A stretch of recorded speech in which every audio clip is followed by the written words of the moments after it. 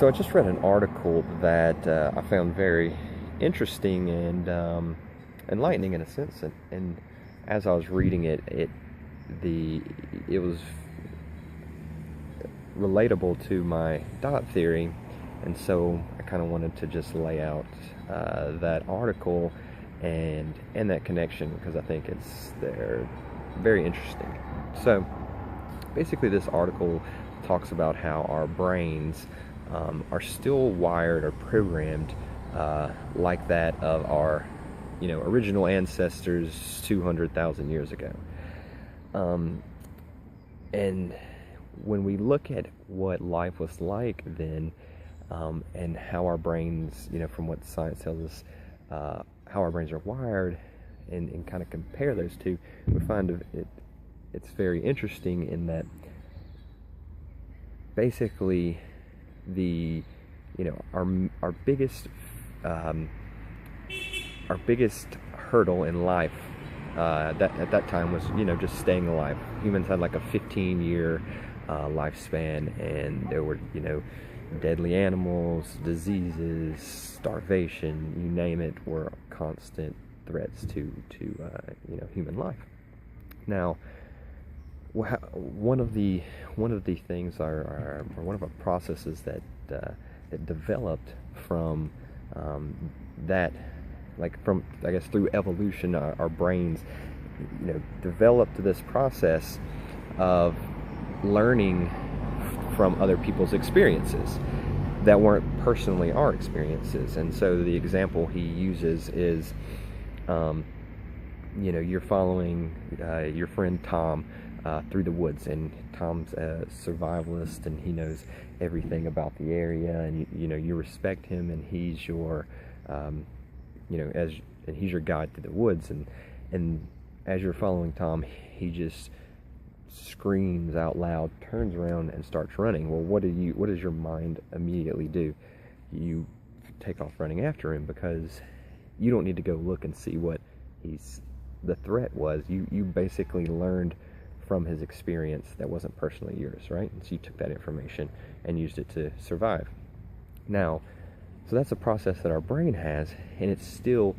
very much in effect today. And so what the author says is that through, basically the internet now, there's just so much information out there. And we, as humans, are basically, maybe subconsciously for the most part, taking that information and using it for our perceived own survival. Now,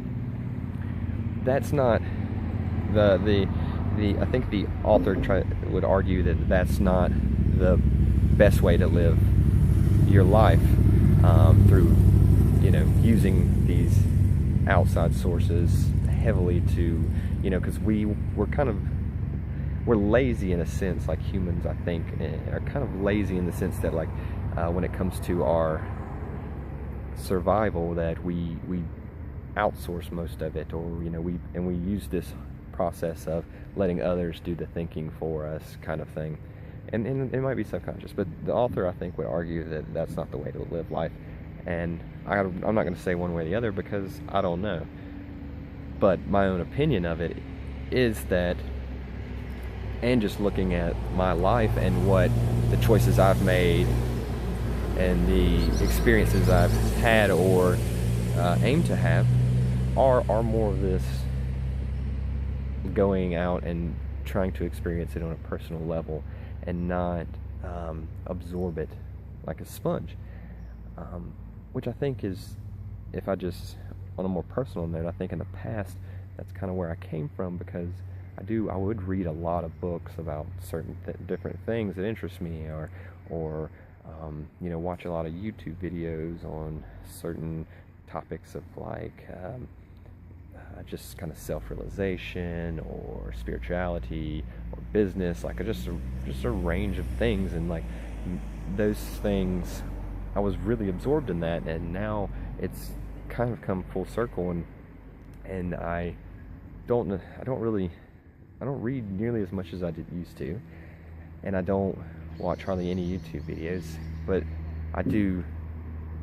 try to experience things as much as I can. And like it doesn't have to be like,